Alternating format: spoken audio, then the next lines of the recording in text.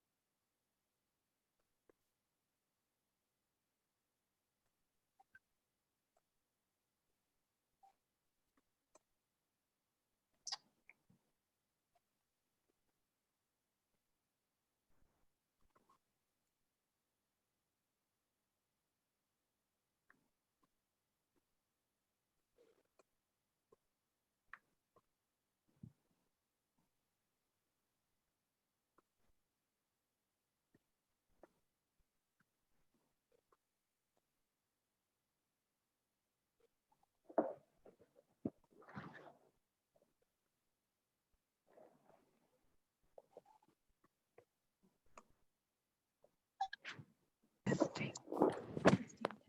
Testing.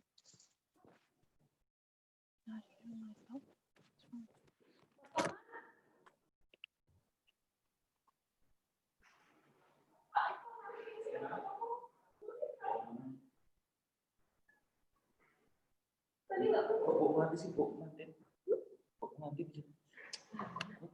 Look, I don't know what happened. Nggak bisa ngomong-ngapain. Ini freezing gitu. It's freezing. I cannot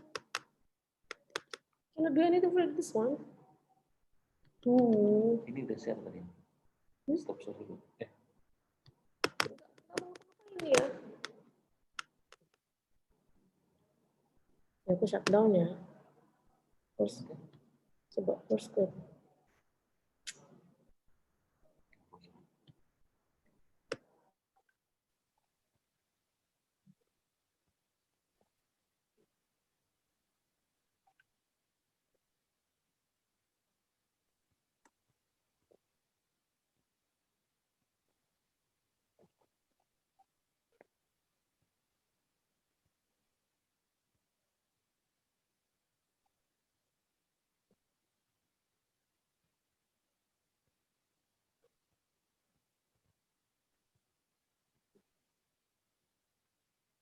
Rehan Faris. Berapa lama sih?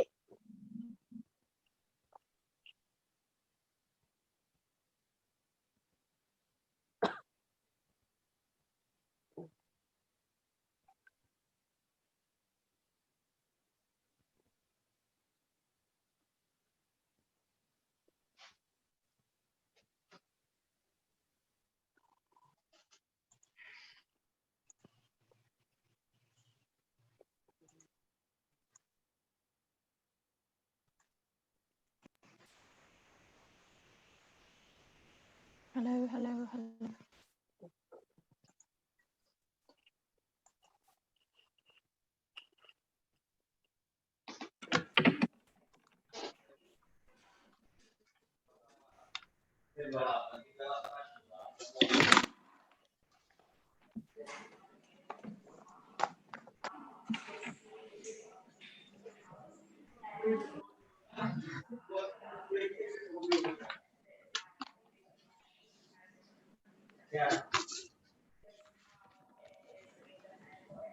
Okay, good morning, everyone.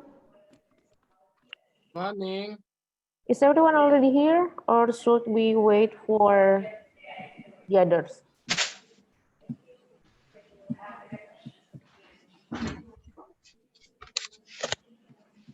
Yeah, what if I was presenting?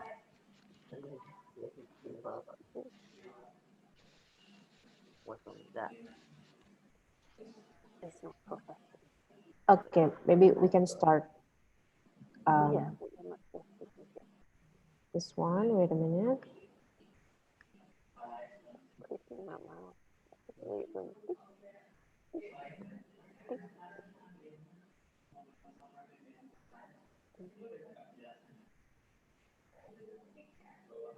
Okay, Assalamualaikum warahmatullahi wabarakatuh. Waalaikumsalam warahmatullahi wabarakatuh. Waalaikumsalam warahmatullahi wabarakatuh. Okay, good morning, everyone. Welcome to the second ICOPE International Conference of Progressive Education. Today, I'm going to be your moderator in this parallel session. My name is Rafista Devianti. I'm very pleased to see you here and welcome all of you to come to this international conference. This international conference is conducted by University of Lampung and Faculty of Education and Teacher Training. In the seminar, we are going to discuss, the scope of this room today is about the assessment and also the evaluation. So please allow me to read today's agenda. The first session is the opening, and the second section is the introduction, and the third will be the presentation, and then the fourth session will be the question and answer session. So all of you will present the presentation first before going to the question and answer section. And then the last section will be closing. Okay, so before the presentation begins, let's know the regulation of the presentation. The first one, the presentation will be delivered in panel session. Every session will have 10 until 13 presenters. Here we have only some presenters. Some of them haven't been here. And then the time for each presenter to present the material will be about 10 minutes. And then after the presentation, we're going to have discussion session. That is question and answer.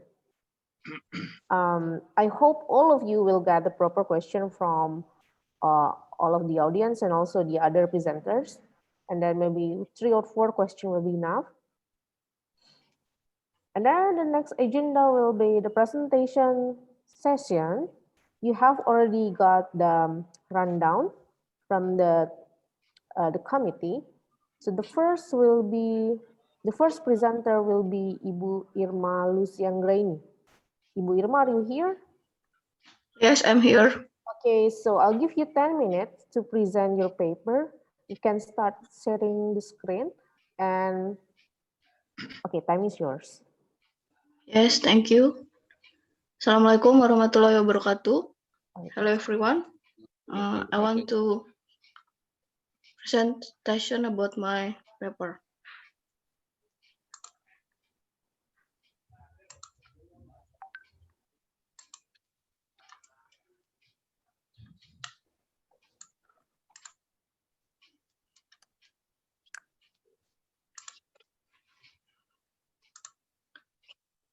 Okay. My paper is about the ability of geographic teachers in applying authentic assessment through online learning in disaster mitigation material. The content of article is introduction, method, result, and conclusion. Introduction, research problem. 1. Indonesia implemented online learning as a result of COVID-19 pandemic. Online learning not being implemented maximally. Teacher and students still not understand very well this learning model. For authentic assessment, the teacher, especially geography teacher, cannot directly monitor the learning done by students at home. For the assessment of aspect of attitude example measuring honesty, discipline, responsibility, only to the extent of be on time or not when submitting tasks according to deadline. The assessment, the spiritual aspect also cannot be maximized because the teacher is not present of the student who are praying to observe it. There is no standard instrument in accordance with the current condition. 2. Method. The study used a single variable, namely the ability of teachers to apply authentic assessment in geography learning during online learning. The material used the basic for the assessment is disaster mitigation material for class 11. There are 3 indicators in this authentic assessment research: planning an authentic assessment, implementing an authentic assessment, analyzing the result of the assessment. The method used is descriptive quantitative. The population is geography teacher who teaches online at public high school in Turkey district of Lampung province. Sample technique used right is sampling non-probability is used sampling area. Geography teacher must also adapt to the characteristic of the disaster that occur around the student environment. This is the population and sample. Population in 30 district Lampung, and my population is 202 with sample 42. I use percentage category according to Arikunto in 4 category: well, enough, less good, not good. Well in 76 until 100%, enough 56 until 75%, less good 40% until 55%, not good less than 40%. Result, this is the table result for authentic assessment planning.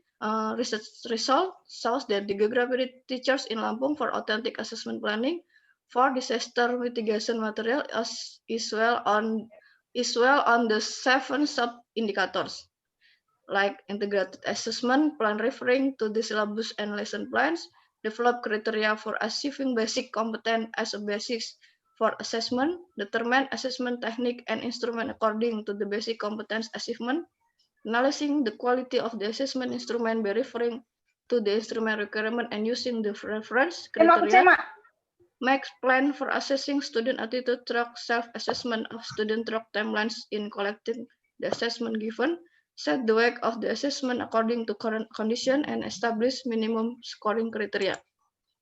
This is the result about the authentic assessment implementation. Teacher geography is well good in 6 sub-indicators.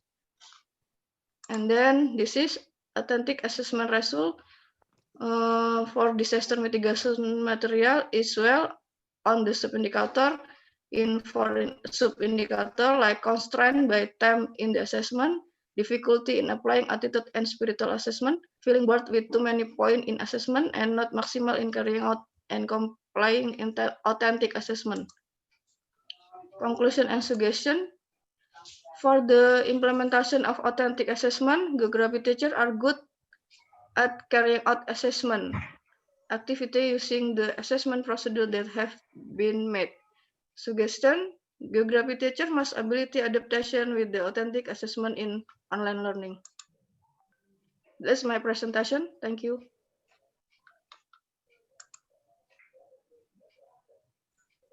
I back to moderator. Okay, I'm sorry, it's been muted. Thank you so much for Ibu Lucy, Irma Lucy for the presentation. Now we are going to the second presenter, that is Rian Hidayatullah. I'll give you 10 minutes for the presentation. And also, I would remind you once again, please mute your sound, your voice when the other speaker is presenting. Okay, Rian Hidayatullah, time is yours.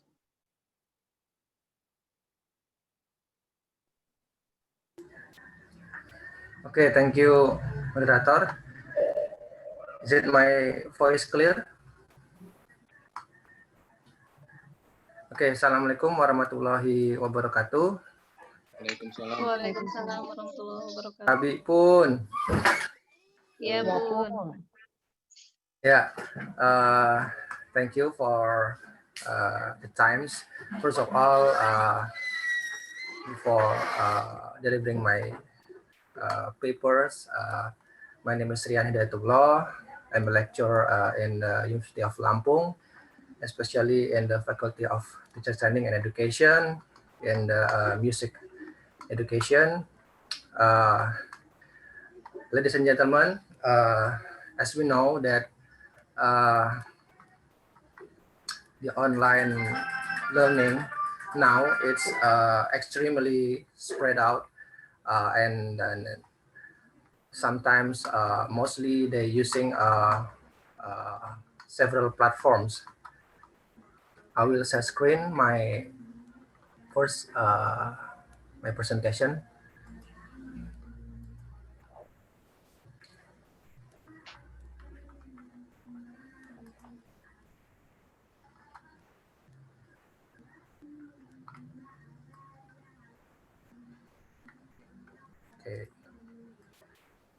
Okay, my topic is about the online art class, study on the cause and effect of plagiarism. And if we talk about the plagiarism, of course, we talk about the academic writing, and basically we never talk about it specific because it hasn't done basically in our education. And then our academic writing, it's sometimes it's have threat, yeah, from the like cheating or copy paste or another dishonest academic. Okay, the background of my research is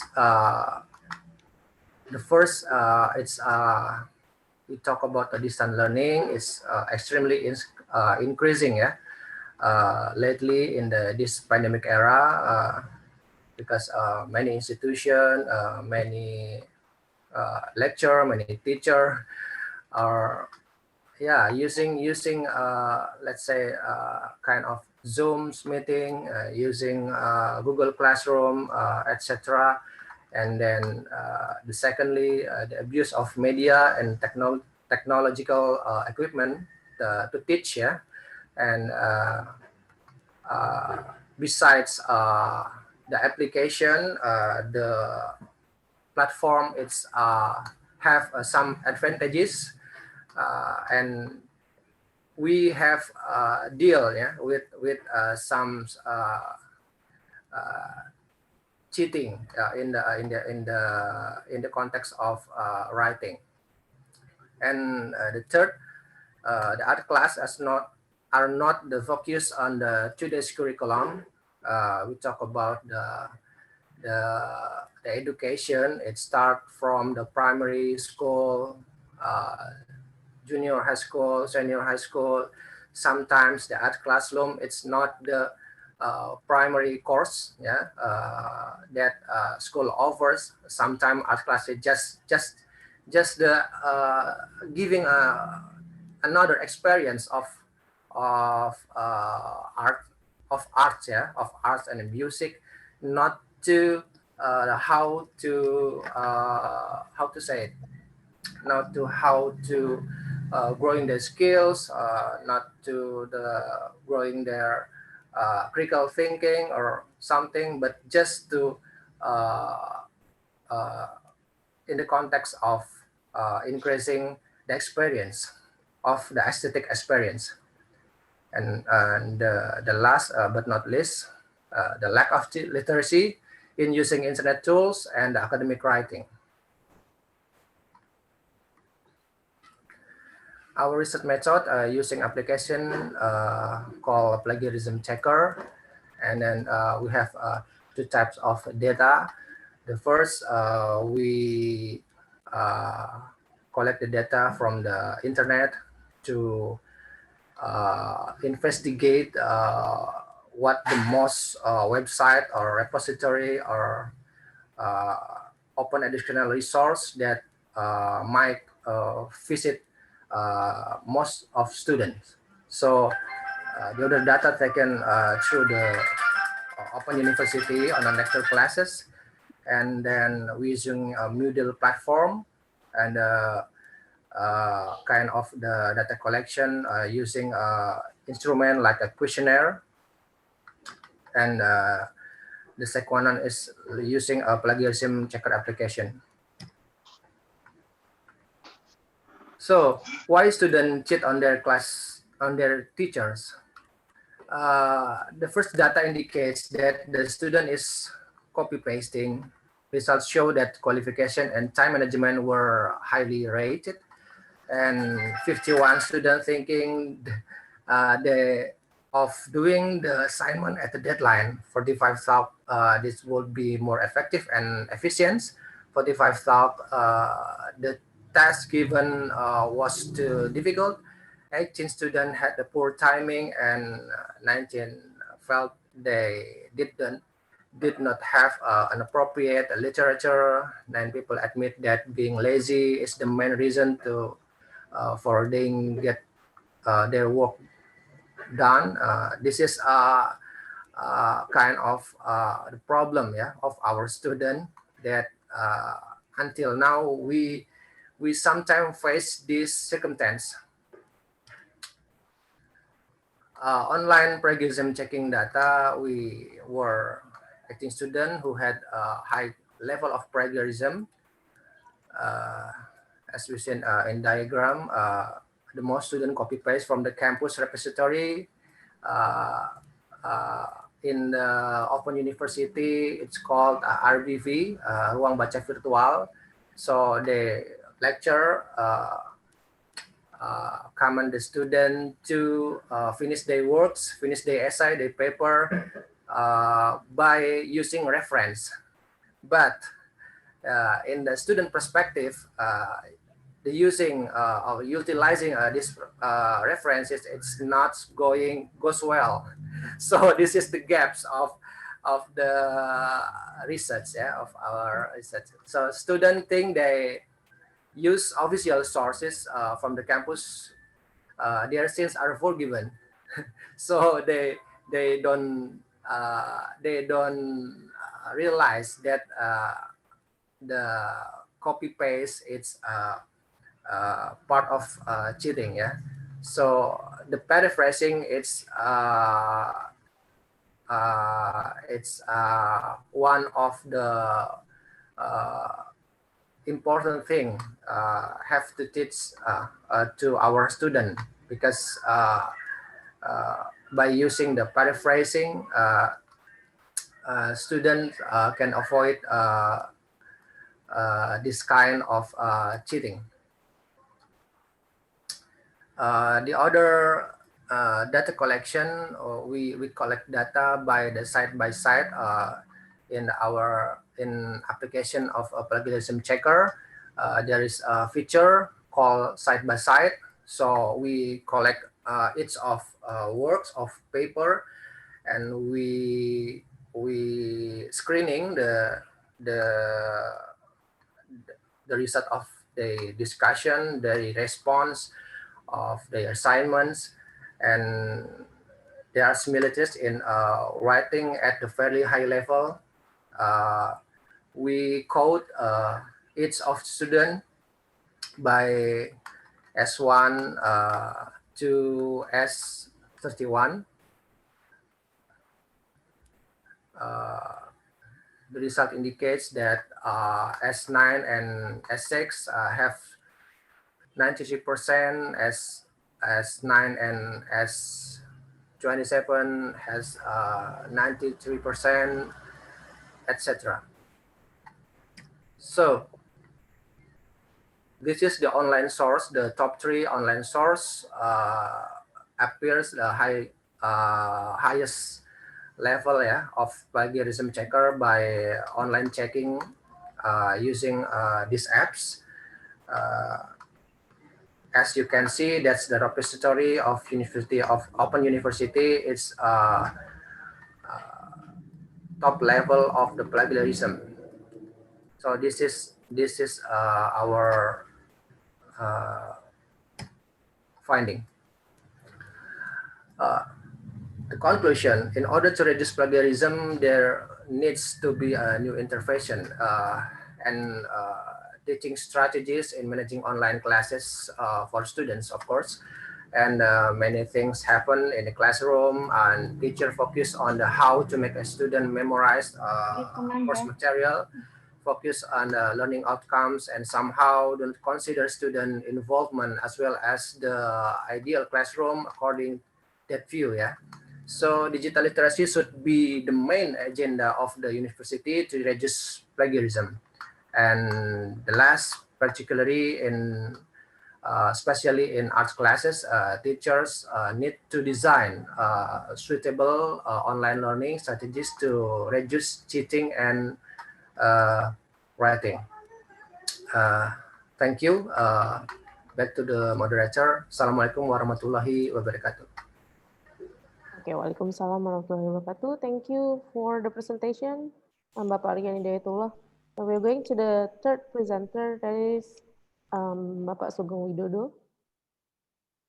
Bapak Sugeng Widodo, time is yours. You have 10 minutes. Okay, thank you. I want to presentation my research, but I'm sorry, I'm not a screen material because I'm using Android. Okay. I think no problem, yeah. Okay, thank you. The geography teaching material for senior high school student creative thinking. Introduction. The effort to teach students using creative thinking oriented teaching is considered not yet satisfactory. One of the because is the lack of exercise requiring students to think creatively, and the foundation of creative has not yet mastered. This research aimed to developing creative thinking oriented instructional material of geography subject for senior high school. Created with elaborasi as follow. 1. Developing valid creative thinking oriented instructional material of geography subject. 2. Testing the effectivity of the developing creative thinking oriented instructional material of geography subject and small group of students. 3. Testing the effectivity of the developing creative thinking oriented instructional material of geography subject on large group of students. The result of research and development show the evaluation from Bahasa Indonesia expert, contact expert, and design expert show that this instructional material of geography subject of the 10th grade senior high school student is proven to be effectively used in teaching and learning process. The average of appropriateness value reached 83% on small group testing. The value of efficiency reached 84%. The criteria of student creative thinking reached 60.7, very good, good 80%, and 13.3 sufficient. The average of creative thinking value is 68.2. On large group testing, the value of efficiency reached 82.6%. The criteria of student creative thinking reached 11, very good, 11%, I mean, 81.2 good, and 7.7 sufficient. The average of creative thinking value is 68.2. The average of student creative thinking is 70 and 3. I think enough my presentation. Thank you. Assalamualaikum warahmatullahi wabarakatuh. Waalaikumsalam warahmatullahi wabarakatuh. Thank you so much for Bapak Sugeng Widodo for the presentation. Yes. Now we're going, okay. Now we're going to the fourth presenter, that is Ibu Indra Bulan. Okay, Ibu Indra Bulan. You have 10 minutes to present your paper. The time is yours. Thank you. Okay.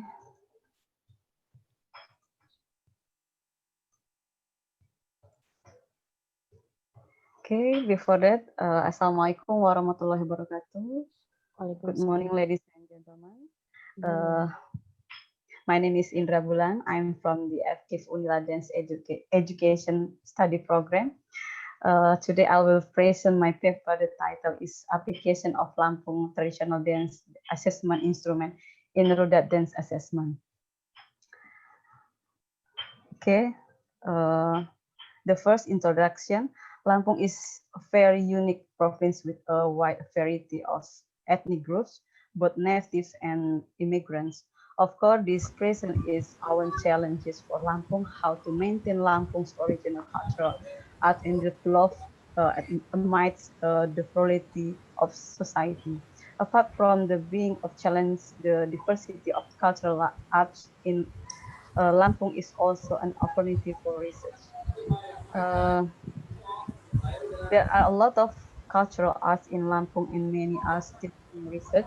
One of the urgent researches to be carried out is related to the assessment instrument of Lampung traditional dance. So far, both lecturers, teachers, and research have used Japanese assessment instrument, namely Wiraga, Wirama, and Wirasa, to measure Lampung traditional dance.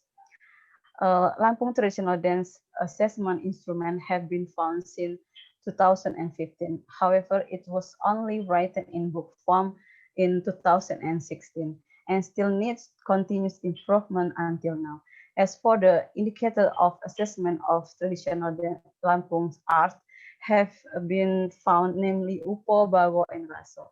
This assessment indicator has carried a comparative analysis with the assessment indicator of Java and Bali. Based on the result of the comparison, there are similarities and differences between the three indicators from the three provinces. This Lampung traditional dance assessment instrument has indeed been invented and written and has been default to teachers throughout Lampung. However, its application in real Lampung traditional dance assessment has never been analyzed in more depth. For this reason, this paper intends to analyze how the application of Lampung traditional dance instrument through that dance assessment, which include in the type of traditional Lampung dance by looking at the three elements, namely Upo, Bago, and Raso. Okay, this is a research method. I used three R&D methods, and result and discussion of this paper. Just as Java and Bali have their own indicator of assessing their dance as well as Lampung, which also has its own assessment indicators, namely UPO, which means pose or body shape in form of visible motion. Bawo means someone's ability to hear, which is closely related to dance accompaniment of movement. Raso means suitability and sensitively that a person has in harmonizing movement with accompaniment according to the concept of dance. Lampung assessment indicator are also in line with the assessment used by teacher, lecturers, and student teacher candidate in assessing dance. Namely that the assessment of the dance at the time of demonstration include viraga, which mean the pose of body shape in carry out the movement. Viraga means the suitability of dancing body movement with accompanying rhythms, and virasa means the suitability and harmony of body movement. And Rudat is one of the material in the Lampung Pepadun's dance course. Rudat dance itself a traditional dance that developed and is almost extinct in the village area of Labuan Ratu East Lampung. Men usually dance Rudat in night before the Ngarak Mengian, even the next day. This dance is performed as a form of entertainment and fill the night before the marriage ceremony performed. As it's now lectures in the event semester in 2020 were conducted offline for 5 meetings and the rest online. This certainly affect the form of the assessment carried out. If you see the assessment is done in person, in time the assessment is done using a video sent by each student individually. Okay, this is a photo screenshot of the video posted by student. I don't see how learning practice using online, but rather how this traditional dance assessment indicator use. Okay, this is the table about based on the research that has been done. It can be seen in this table that each student is assessed using the Lampung Dance Indicator. It can be seen that the value of UPO, BAGO, and RASO in student sample taken with the varying values. This indicator can also further divide into several sub-indicators such as the Java and Bali indicators. Okay, and the last, this is the conclusion. In the preliminary study phase, it was found the analysis of the implementation of the assessment of traditional Lampung dance so far still use Javanese dance assessment instrument, namely Wiraga, Wirama, and Wirasa. Lecturers, teachers, and prospective cultural art teachers, students do not really know and understand the Lampung traditional dance assessment instrument. So it's necessary to do socialization regarding this matter. The limitation make lecturer, teacher, and students still use Javanese indicator to that. The product developed is an assessment indicator of Lampung traditional dance, which is seen its application in assessment of Rudat dance, which is one of Lampung traditional dances. Based on the research that has been done, Lampung traditional dance instrument are very suitable to be used to assess Rudat dance.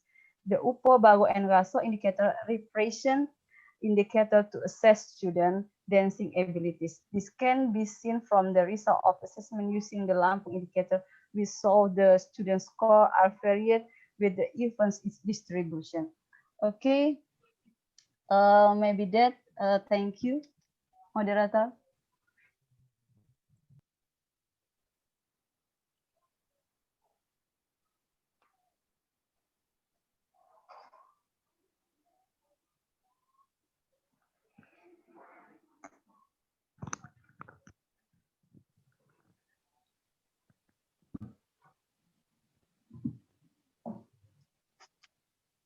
Hello, Mbak Vista. Okay, sorry, I still mute. Sorry, I'm sorry. Okay, thank you so much for Ibu Indra Bulan for presenting the paper. Now we are going to the fifth presenter, that is Ibu Nani Kusrini. Okay. Ibu Nani, you have 10 minutes to present your paper. Time is Okay. yours. Okay. Thank you very much for you, moderator. But first of all,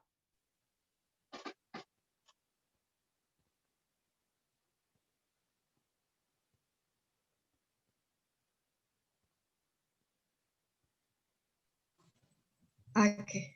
Hello. Can you hear me?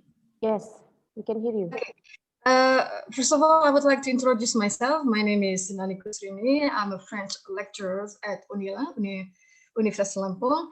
And I would like to apologize to that I completely forgot that I have to prepare these presentations in English, but I'll do it anyway, directly, by presenting my my presentation in English. Okay, where is it? Okay, wait a minute.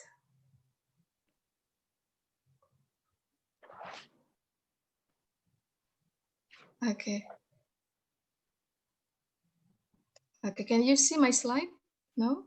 Okay, here it is. Okay, the title of my presentation, or the title of my research, is the implementations of HOTS in assessment and learning process of French in high schools in Lampung. And okay, wait a minute, Ibu. Sorry for interrupting. Are you going to screen share the PowerPoint or not?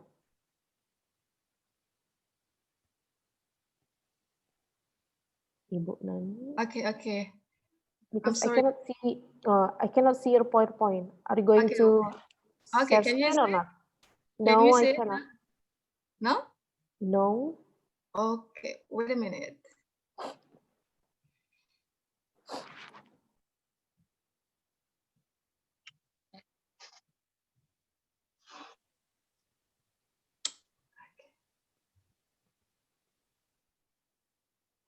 Okay, how to do it?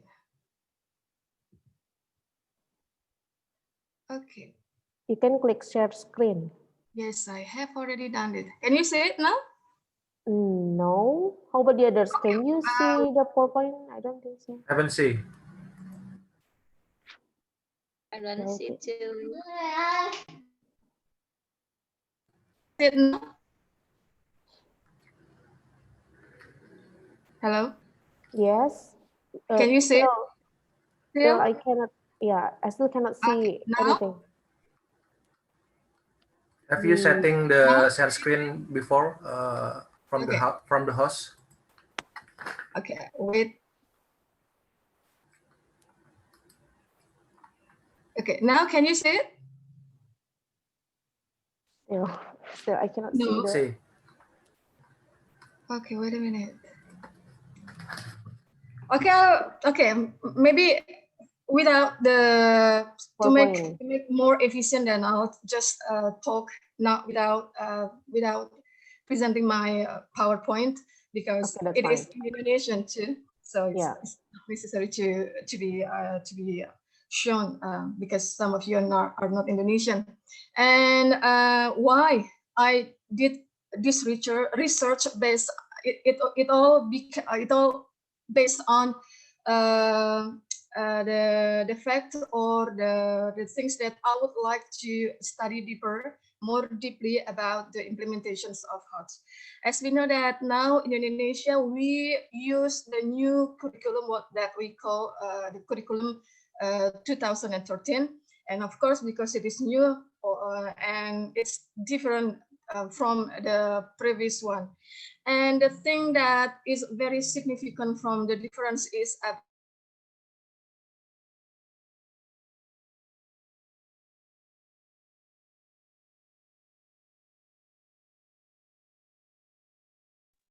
okay, I'm sorry.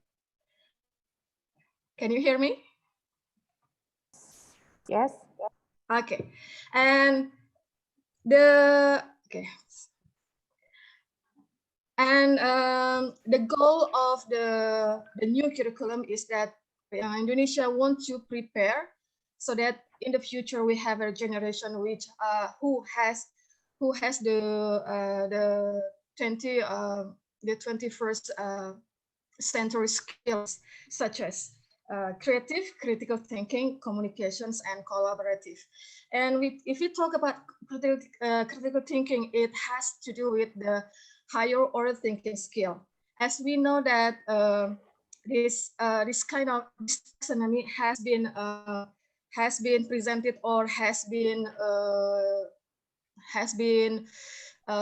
spoken out by the one that we call Bloom, but it is revised by Anderson. And as we know that there are 6 levels of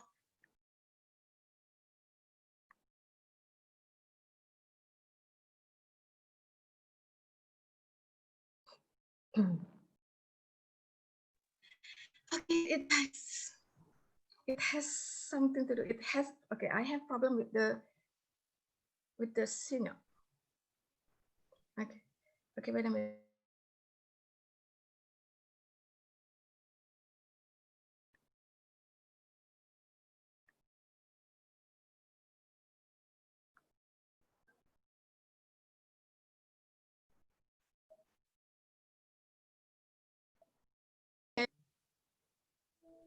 Benani, are you still here?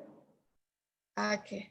Oh, Okay, I continue. I'm sorry. I'm very sorry.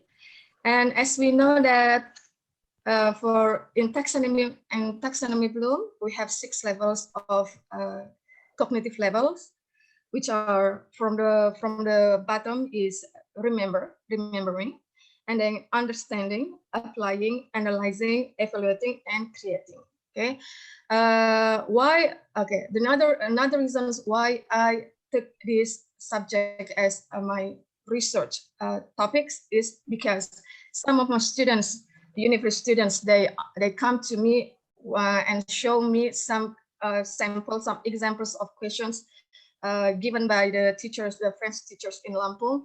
And by looking at the question, I am interested to know more deeply about how is the implementation of HOTS in an assessment, French assessment. And the objectives of my research is, the first one is to identify the implementations of HOTS in learning assessment and learning process of French in high schools. And then the second one is to describe the understanding level of French teachers about HOTS and the implementation.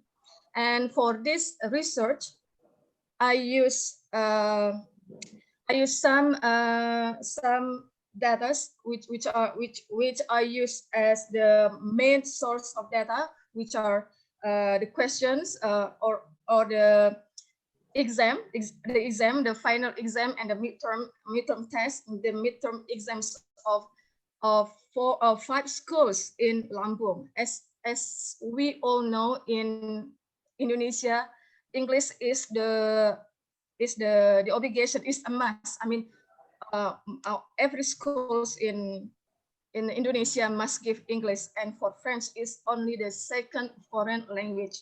And in Lampung, there are only 8 schools who give French as one of the subject. So I took 5 schools in Lampung, and I took 8 packages of final test and midterm test as my primary source. And I also use the lesson plan of the schools of the French learning. And also I use the technique. I use the interview, in-depth interview with the teachers to know deeper about this HOTS implementation. And according to the analysis that I and my colleagues have done, it is showed we can make a conclusion, and we can draw the conclusion based on the analysis that we have done. There are 48 items from those 8 packages. Okay, and after analyze that, we finally come to this result. Okay, most of the items used as the questions for final and midterm tests used in the schools, mostly in the level of comprehension. It's almost a half. It's about 52%. And then the second one is it belong there. Okay, the questions belongs to the category of remembering, or C1. It's about 30%. But there are only about 2% the items which include in the higher thinking order scale. Okay, the percentage is very low if we compare to if we compare to other level, it is very low. It's only 2%. Only 2% of 348 items is very low. Okay, and further, okay, after that we would like, okay, we use the interview and also we check the lesson plan to know the implementations of the HOTS learning, because now we are in a pandemic area. Then everybody was not ready using how teaching by virtual class. Then I cannot enter the class, and I use the lesson plan to know or to analyze whether the HOTS learning is implanted already in their lesson plan or not. And then after that, after analyzing the lesson plan, then I and my colleagues, we had an interview with the teachers, and based on the lesson plan analyze and also the interview, we find out that the reason why the questions with the HOTS characteristic is very low is because of the considerations of the teachers when they write or when they compose the items for the exam. It is the last thing or maybe the thing that they didn't consider to make the questions for the exam. They only think about is the questions suitable or in the same way or in line with the material that they have delivered in the class, and they don't take HOTS as their considerations in composing the questions in the test. And then one of the things that I think that is quite surprising. Okay, there is one school which still use Indonesian for the French test. Okay, but as we talk about second foreign language learning. So if we make the questions in French, they in this way they are already in the level of comprehension. They have to know the words, they have to know the meaning of the sentence. Okay, they use their capacity, their competencies in vocabulary and also about the syntax of French syntax. And there are the other results that we found by the analysis is that the lesson plan, which has been made by the teachers, were not implemented. I mean, in the learning practice. the teachers didn't use the lesson planners. What they gave in the class is not suitable with the lesson plan that they have already said they have already written. And according to you still the have 1 minute left. okay, according to the interview too, that we find out that some of the teachers, they do not they haven't known, and they have no idea what HOTS is and how to teach to implement the HOTS in a learning process in the class. Okay, the last result, or the last thing that we found in the analysis, that the syllabus, which is used as the parameter, or we use as the, how do you say it? Okay, syllabus as the thing that the teacher used to write the lessons goal. What is written in syllabus of French for the class of 10th it doesn't reflect yet the higher order thinking skill. And the conclusion is the conclusion, we cannot charge, we cannot ask the students to be able to do the HOTS question without giving the children how to think in a high level way. Okay, because the HOTS the higher thinking or the skill is not an innate, but it is about habit. Okay, so how can the students know about how to think, to practice the higher order thinking skill, if the teacher if the students have no idea what it is. Okay, and then this is and the teachers has the biggest role. Okay, the biggest role in implement the HOTS concept, the HOTS learning, and also as a teacher we have to have the commitment to practice it.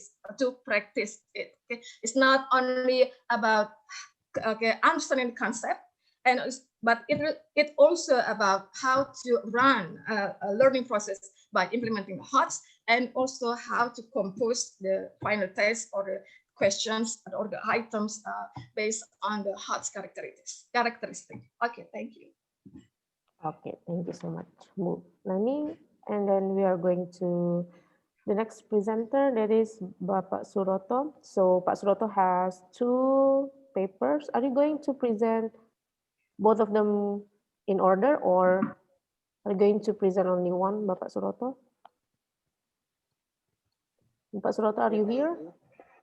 Are you going to present both of them in order, or are you going to present only one? Both of them. Oh, but Mr. Teddy Klinsmann can join in this forum. okay, so you're going to present both of the presentation in order. Okay, so you have 20 minutes to present both of the presentation. Time is yours, Pak Suroto. Okay, thank you, Ms. Rafista.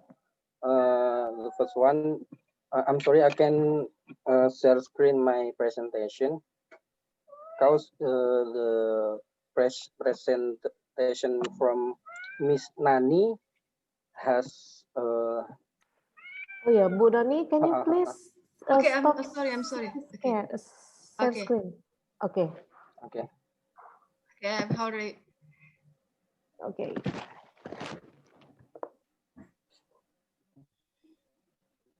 Okay, I will present my article. The first article about contrast to the application of online learning during the COVID-19 pandemic.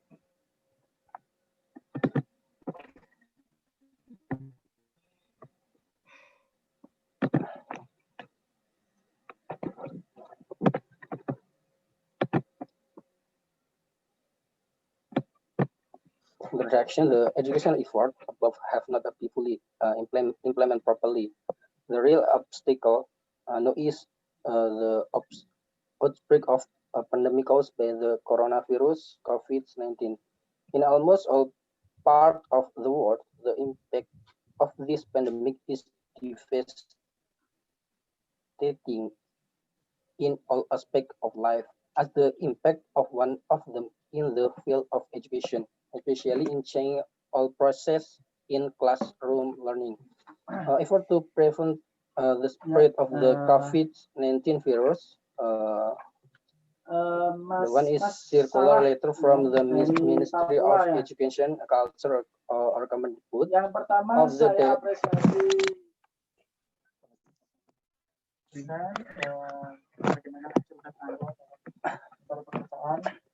Directorate of Higher Education #1 of 2020 concerning the prevention of the spread of coronavirus disease in universities. #2, World Health Agency or WHO recommends temporarily stopping activities that could potentially cause growth. There is a purpose. The first is knowing the obstacle to implementing online learning during the COVID-19 pandemic. The second is knowing the effectiveness of online learning during the COVID pandemic. Number two, research method.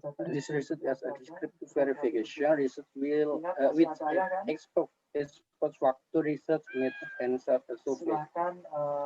Population and sample is the population used was the 6th semester student of FKIP University of Lampung. The sample was conducted from 32 students of random sampling the population.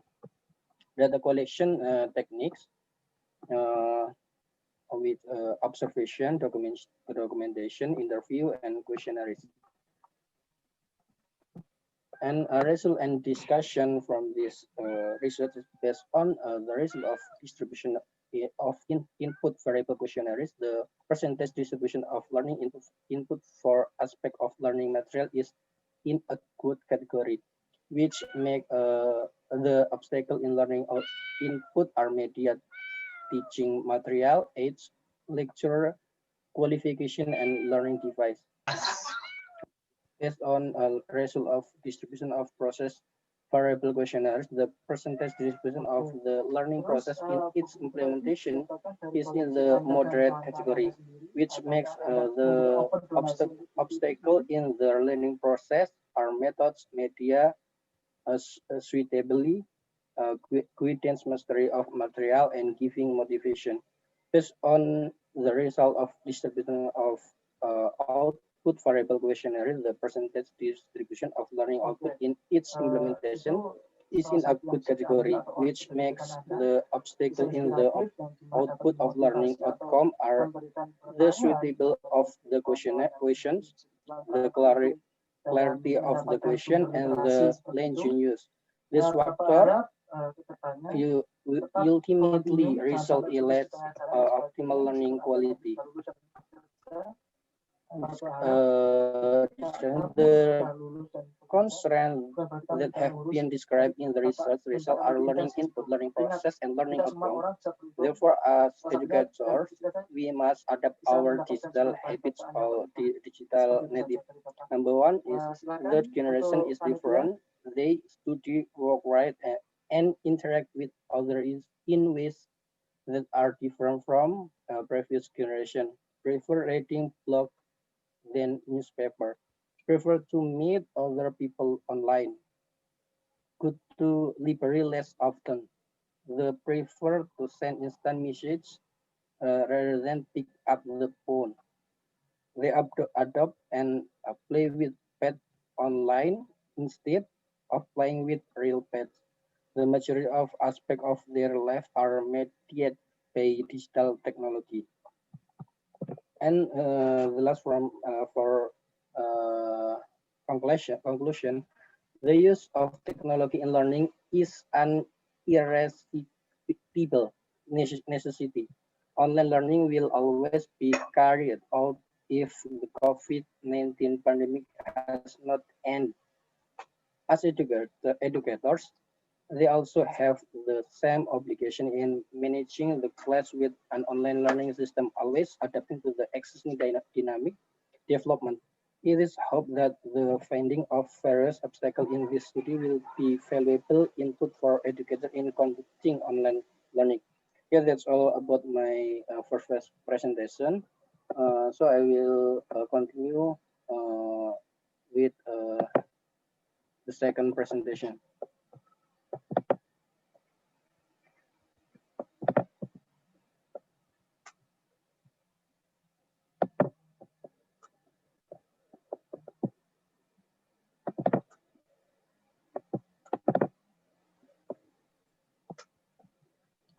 Yeah, the second presentation about online learning effectiveness and constraint of the application during the pandemic COVID-19. Introduction, pandemic COVID-19 has hampered every aspect of life, one of which is the aspect of education. The United Nations Organization in charge of education, science, and culture, UNESCO said more than 1.5 billion students in the world can study in school due to the virus from Wuhan, China. Online learning during the COVID-19 pandemic still has many obstacles that must be overcome immediately, and the achieve the effectiveness of online learning. Of course, equality in infrastructure must be created in every school in Indonesia. The next about from this study is literature review methods with a learning journal, ebooks, and articles from the internet. Result and discussion definition of online learning. Online learning that we can take is a virtual learning using internet media, where teacher and student are connected to be able to communicate, give assignment, or other things. Effectiveness of online learning during the COVID-19 pandemic. The effectiveness of learning depend on 5 factors: attitude, ability to understand instruction, perseverance, opportunity, quality of instruction. Concerned to the application of online learning during the COVID-19 pandemic, difficulty to find common through with parents about children's learning goals, related target to be achieved. There are many demands from parents who actually do not become a child need, have difficulty coordinating with college in making decisions.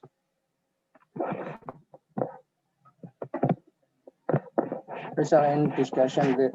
There are several obstacles that cause the ineffectiveness of online learning to be implemented. The first is limit master of information technology based student and teacher, inadequate facilities and infrastructure, limit internet access, and inadequate budget provision. The second is the negative impact of misuse and excessive use of cell phones or laptop. Lecturer unable to directly monitor student activities during the lecture process, so there is no guarantee that students really pay attention to the explanation given by the lecturer. The fourth is problem of online learning should be used as evaluation material to make it even better, and the learning process can be carried out effectively without any obstacle that hinder the learning process.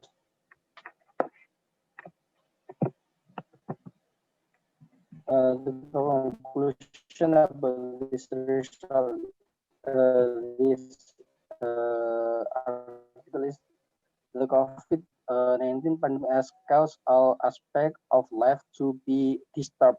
This implementation of learning, namely online or online learning, but in its implementation, there are still several shortcomings that cause online learning to be less effective. The obstacles that occur in the online learning process during the COVID-19 pandemic are expected to be material for evaluation for the government, educator, student, and parent of guardian to be even better at dealing with current problems, so that the constraint in the learning process can be minimized. Okay, that's all from my presentation. Thank you, moderator. Okay, thank you so much for Bapak Suroto. Okay, before we go to the next presenter, I would like to remind all of you, please mute your sound because we do not want to disturb the other presenter when they are presenting. So I need to make sure that all of you please mute the sound when the presenter presents their presentation. Okay, so we're going to the next presenter. That is Ms. Huaisi. Did I mention your name correct? Okay, so you have 10 minutes to present your paper. Ms. Huaisi, time is yours. Oh, sorry, Mr. So can you see my screen now? Yes, I can see your screen clearly. Yeah, that's good. Okay, hi everyone. My name is Huawei and I'm from China. So today my presentation is a comprehensive review of automatic writing evaluation. Let's say within argument-based validation framework. So basically there are just 4 parts. And automatic writing evaluation systems are based on a number of research and technological advances, including artificial intelligence, natural language processing, latent semantic analysis, machine learning, or statistic techniques that enables a process of evaluating and scoring writing essays via computer programs. The past literature review on AWE research was mainly focused on the review of the systems or the effects of the systems. So these 5 papers are the currently, let's say, literature review of AWE researches. So we can see that the articles included were very limited, and also they have a very limited focus of the review. So still, as there are some controversies related to AWE research, some argue that AWE systems could not provide accurate or accurate scores or feedback, and some argue that the AWE systems were not representing the writing construct. This is why I decided to have a more comprehensive review of all the AWE research within the argument-based validation framework. Argument-based validation framework is raised by King, and it is compared to the traditional ways of validity, let's say validity theory like construct validity, criterion validity, or content validity. This one is more comprehensive in that it consists of a series of arguments to validate the test. So the first inference is not included here, but anyway, so domain description inference, and the next one is the evaluation. So from the observation of test takers' performance, we evaluate from the observation, we draw the observed score. And this process is called evaluation inference. And the next inference is generalization from the observed score of test performers. We try to generalize them to a universe score. And the next inference is called explanation. Explanation inference is to link the universe score to the construct of writing. Extrapolation inference is we try to link the construct of writing to the test takers, like real performance as measured by some other, let's say some other tests or some other measures. And the last inference is utilization inference. So this is a framework that I adopted in my review. And the research questions for this research is listed here. The first one is the study context. I want to know the study context and the trends of AW research in terms of the systems, the locations of studies, target language, language environment, ecological settings, and educational context. And also, I want to know which validation inferences have been investigated in the identified studies, also in terms of AW types. And my last research question is the methodologies that were adopted in these AW studies. So based on the research questions, for the methodology part, I use Scopus as a main data set, and then we follow the Prisma flowchart of data screening, and we identified not several keywords, but like 20 keywords. And through this process, we excluded articles that are simply, let's say, theoretical or book review or introductory papers. And also some articles are not irrelevant, and some articles are about the AW systems of short answers, which were also excluded. In the end, we got 134 papers. And then we developed a coding scheme consisting of 22 variables. These are just a part of it, like the journals, the names of the AW systems, the developers, the AW type, automated scoring, automated feedback. This is also a very important variable. And based on the coding scheme, and these are the results so far. For the first research question, the study context, the trends of AW research. And this table is also just a part of our results because the results are very substantive. For the target language, we found that English is still the dominant language that are investigated in all types, in all AW systems. And for the locational studies, though it was not shown here, but yes, America is a leading place where most AW research were conducted. For the target language, we found, yes, we just mentioned English. And for the language environment, we found that foreign language, it's right here. Foreign language is a context where most AW research was conducted. And also ecological setting, we found that classroom studies was the most frequently researched area. And for the second research question, that is which validation inference? I just mentioned that these validation inferences from the argument-based validation by King. And among these 6 inferences, we found that there's a disproportional ratio of studies on each of these inference. For example, the first inference is domain description inference. Sadly, there's just one paper that conducted 2 studies on domain description inference.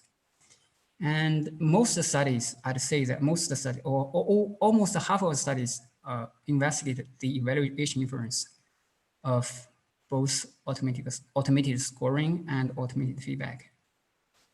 And also for the generalization inference and explanation inference and extrapolation inference, most studies focus on, let's say, the investigation of automated scoring instead of automated feedback. And for automated feedback, most studies focus on the utilization inference of this type of AWE. And for the last question, what methodologies were adopted? So we found that for all the studies, that is 143 studies in 134 papers, we found that most studies adopted the quantitative, let's see right here, the quantitative research methodologies. Those that adopted qualitative or mixed methods were mainly used to study, let's say, if it's right here, okay, it's not here, but anyway, they were used to study automated feedback. So this is our finding, and our suggestions for future research for automated feedback, for both automated scoring and automated feedback. We suggest that more research should be done in regarding the domain description inference, which is also closely related to the construct itself. For the evaluation inference, actually, I'd say that there's enough research on automated scoring. However, for automated feedback, the studies of the evaluation of automated feedback is very limited, and also the results were not very satisfying compared to automated scoring. That's why we also suggest that more research should be done in regards to the evaluation inference of automated feedback. And also the same goes to the generalization, explanation, and extrapolation inference of automated feedback. For utilization, because right now, most studies on automated feedback focused on how to utilize or how to integrate automated feedback into classroom context. So we suggest that we should pay more attention to the first 5 inferences of this type of AWE feedback. And that's all for my presentation. Thanks. Okay, thank you so much for the presentation. Now we go to the next presenter, Ms. Ting Liu, with the paper entitled Listening Subskills and Factorial Replicability in Listening Assessment. If you have 10 minutes to present your paper, time is yours. Thank you, moderator. Can you hear me and see my screen now? Yes, I can hear you. Okay. Good morning, dear colleagues, ladies and gentlemen. First of all, I would like to take this opportunity to thank ICOPE 2020 for this great opportunity to present this study of listening subskills and factorial replicability in listening assessment, which I conducted with Dr. Vahid Ayaldost from National Institute of Education. So basically, in the next 10 minutes, I'll walk you through these 5 sections of this study, starting with the literature review. So L2 listening is the least studied language skill, probably because listening is an internal process which has presented difficulties for the L2 listening researchers. In an endeavor to better understand L2 listening, multiple approaches have been taken to define the construct of L2 listening. The most influential ones among which include, number 1, default listening construct, which defines L2 listening to be the ability to instantly process oral language, explicit information, and implicit information. Number 2, the communicative testing of listening, which comprises a listening phase and a response phase. Number 3, cognitive process approach, which regards listening as a 2-stage process comprising bottom-up and top-down processes. And lastly, subskill approach, which projects listening as taxonomies of subskills. I would like to be a bit more specific with the subskill approach. So subskill approach has the longest history and has been informing L2 listening since probably 1940s. Previous empirical studies were divided in terms of whether listening can be divided into a set of subskills. For example, Wagner 2004, in an attempt to identify 2 factors of explicit listening and implicit listening, only found that 1-factor solution was the most parsimonious one. Other empirical studies have found from 2 to 15 different but closely related listening subskills, such as understanding explicitly stated information, making close paraphrases, identifying intentions, attitudes, and rhetoric clues, and so on. So empirical studies to identify listening subskills, many adopted factor structure analysis through exploratory factor analysis, EFA, and confirmatory factor analysis, CFA. The factors identified is conventionally associated with the listening subskills under assessment. Previous validation studies through factor structure analysis have mainly focused on the invariance of factor structure across subgroups such as gender, national language, for the investigation of test fairness. However, there is no previous studies on the replicability of factor structure across test forms as validity evidence. Therefore, from the above literature review, this research is to investigate the following two research questions. Research question 1, do divisible and measurable listening subskills exist in the MET listening test?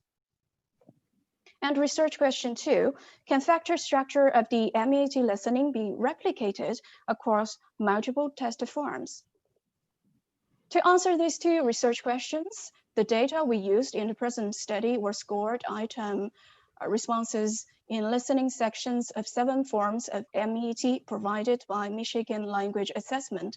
Each test form comprises 60 multiple choice questions distributed to 3 sections of short conversations, long conversations, and mini talks. For the data analysis of research question 1 of factor analysis, we randomly divided the data into 2 sets, one for EFA and the other for CFA. EFA is to explore the number of latent factors that best account for the relationship among observed variables, while CFA is to confirm the factor structure captured in the EFA. For research question 2 of factor structure replicability, as no previous framework fit into the investigation of this research question, a 4-pronged heuristic was developed based on the validation framework by Messick and content and analysis and test comparison by Green et al. 2010. So what's the result of the study? For all 7 forms, Form 2, 3, and 5 have sent a warning in the output saying polychoric correlation could not converge. It turned out that these 3 forms didn't converge because of their comparatively small sample size. Therefore, we decided to conduct EFA for all 7 forms and CFA for these 4 forms. So for all 7 forms, the software factor advised 1 dimension or factor. Besides advising the number of dimensions, factor also generate model fit statistics such as CFA, GFI, and GOI to evaluate the model fit. After 2 rounds of EFA, the indices showed that 1 factor model was the most parsimonious one. So how about the CFA? To confirm the 1 factor model from EFA, we further conducted CFA using AMOS. After 2 rounds of CFA, the 1 factor model was confirmed to be the fit model, as the model fit statistics of PPP showed. In a word, both the EFA and the CFA showed that the 1 factor model was the most parsimonious one, which indicated that the listening subskills in the MET listening were not divisible. For research question 2, we follow this 4-pronged heuristic. Step 1 is the construct delineation. The MET purported to test 3 listening subskills, including local, global, and inferential listening subskills. Step 2, construct operationalization. Using cometric T, we compared the 7 forms in terms of their content and linguistic features to see if this construct was consistently operationalized across 7 test forms. And the results showed that there was no significant difference among 7 forms. Step 3, factor structure. We wanted to see the number and meaning of the factor captured in the factor analysis, as the analysis shows for research question 1 showed all test forms yielded a 1 factor solution, and the factor was listening skill in general. And last step, congruence coefficient. This was used to check the invariance of factor structure across different test forms, as the correlation matrix showed the 7 forms are empirically identical. So in a word, the analysis based on the 4-pronged heuristic showed that the factor structure of the MET listening was replicable across 7 test forms. Then what implications can we get from this study? Firstly, this study has yielded evidence against the anecdotal taxonomies of listening subskills in accordance with previous studies which criticized the subskill approach for its conjectural understanding of listening.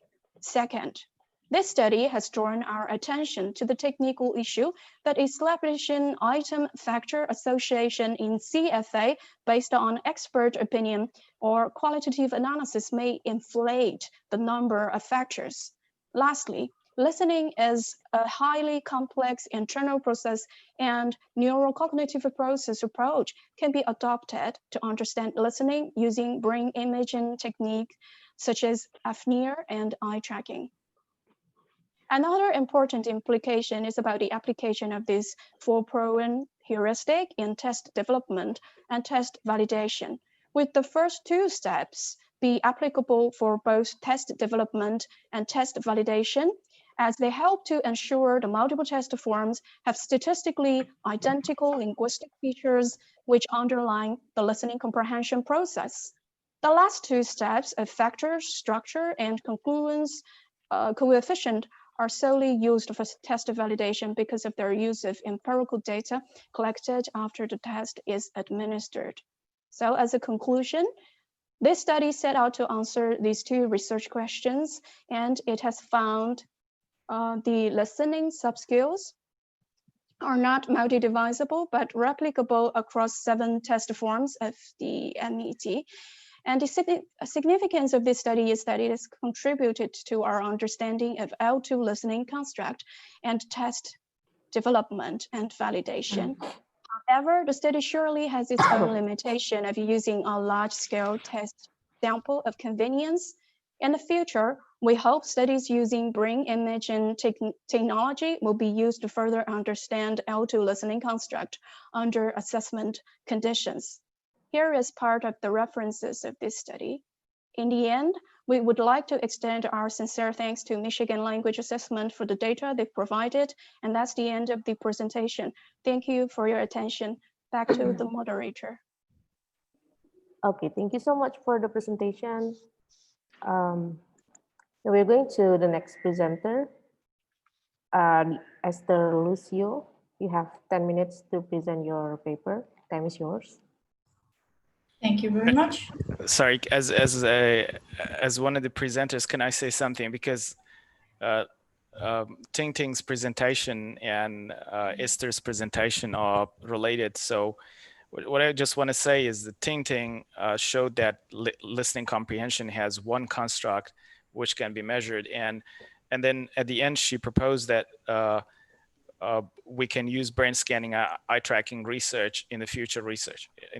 So that's what Esther is going to do. Actually, she's going to present data from eye tracking and brain scanning. That's all I wanted to say.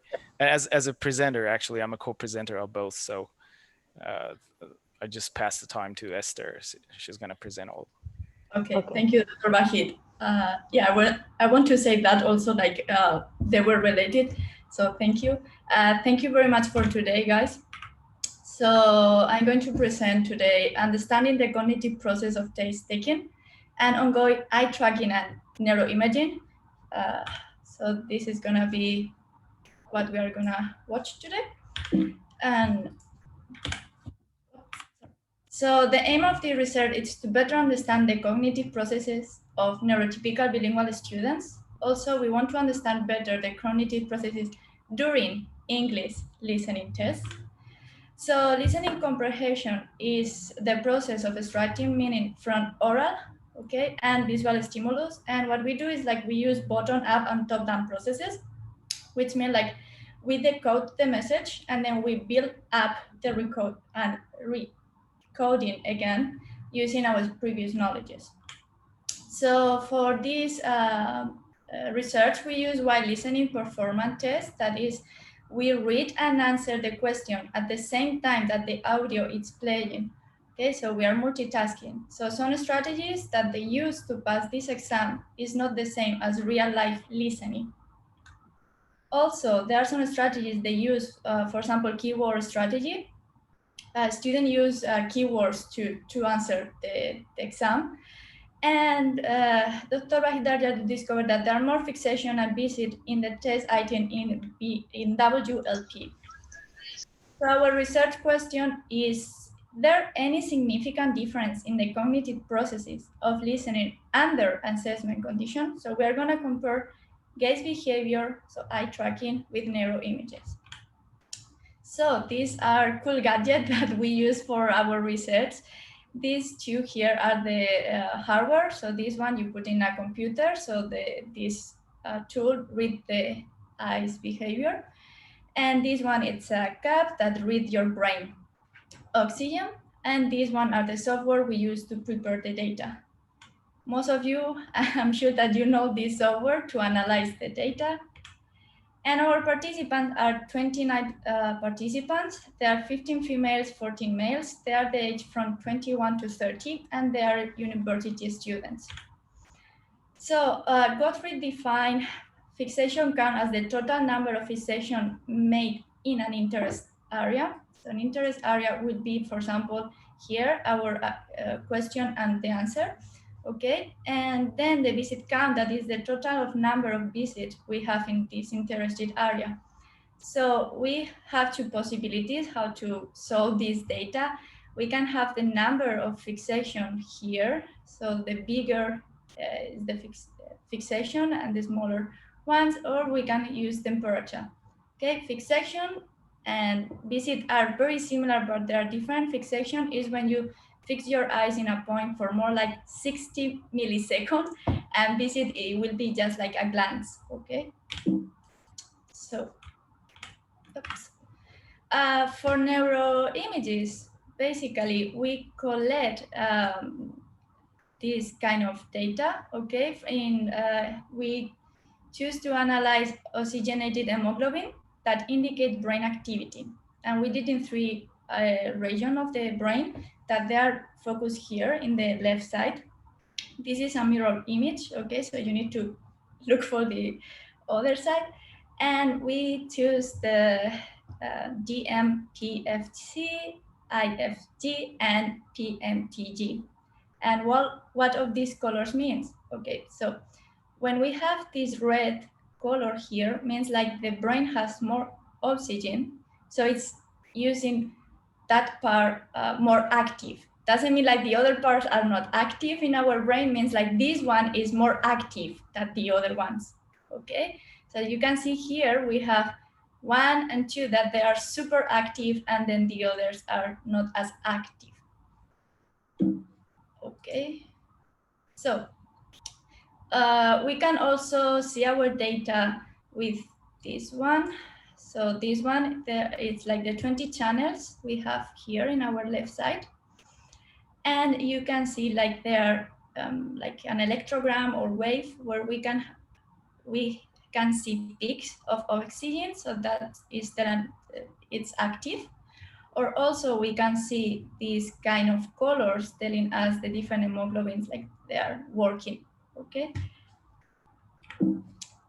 Okay.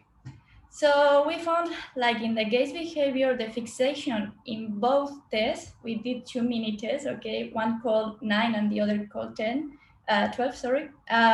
We compared them with a 30 test, and we found that there is a significant difference here, that when we compare both of them, there's a significant difference. So it's so cool because there, for both of them, there's a significant difference when we compare both exams. For neuroimaging, we found like in the exam 12, this one, when we compare the before the exam, the pause that we have, and then the stimulus that it's the exam, we have a significant difference in the 12. So our brain more active in the 12 than in the 9 one. You can see here, it's 0, here is not significant.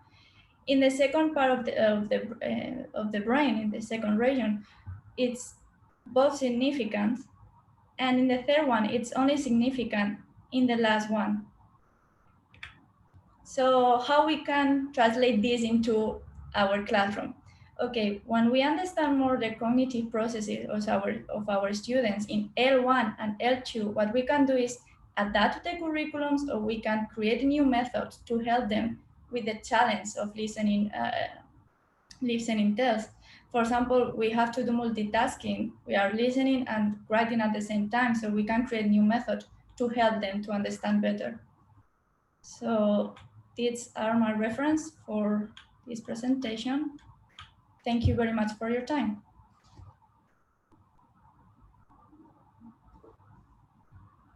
Okay, thank you so much for the presentation, Esther. Now we go to the next presenter, Wisnu Julie Wiono. I'm not sure that he's here. Okay, before that, Esther, can you please stop screen share? Okay, thank you. Wisnu is not here, so it's gonna be the last presenter, Bapak Rinaldo Aldi. Are you here? Bapak Rinaldo? I don't think he's here. So I think that's the end of the presentation section. Now we are going to the next section, that is question and answer. If you have question for the other presenters, you may raise your hand and then give the question to the other presenters. Any questions so far for the presenters?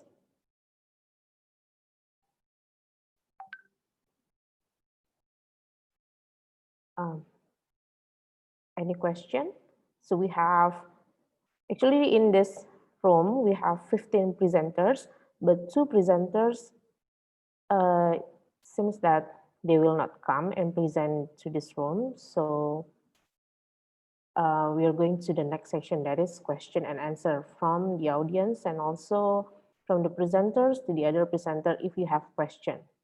So if you have question, you may write the question on the chat, or you can raise here your hand and then you can give the question to the presenter. Any question? No question? Or are you still, what is that? Trying to make the question for the presenters, or I don't know. If there is no question, then I think this is the end of our session. I'm gonna make sure once again, if there is a question from the audience, if there is no question, then this is the end of our session.